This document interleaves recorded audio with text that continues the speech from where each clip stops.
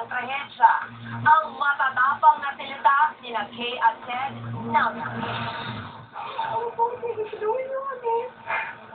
Narawan niya ako. Nagsinap na po kami. Ang tatay ko po inosente. Kaya po namin magkasama-sama na po ngayon.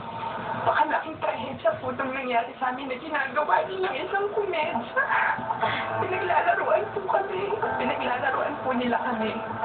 Tapos silang awa. Silang awa sa amin. It's a family problem. Ba't ba sila nakikialam? Is it because my dad is involved and they just want to pin him down?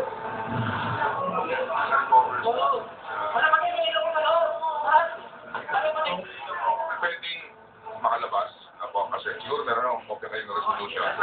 So ano ko pong ginawa, kanina umaga, naayos po namin puro po ng princess ko. Pumunta po ako dito para siguro po yung ating mga katulong na ano po, makalabas po sila within the day. Meron po silang mga abogado overnight. Kayo po ba, Sir Ted, ang nagbigay ng pampiyansa sa mga kasambahay niya? Ayun po, akin po, meron po akong uliatang preliminary investigation natin po.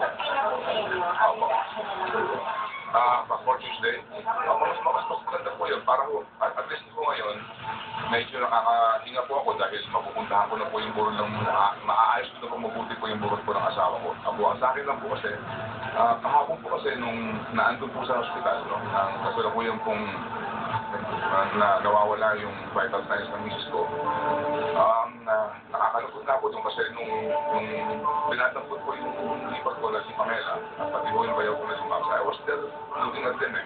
Wala akong magawa. Pinibigyan na po ako ng mga lawyers kasi gusto ko pong lumabas na sabihin na kung maaari ako na lang.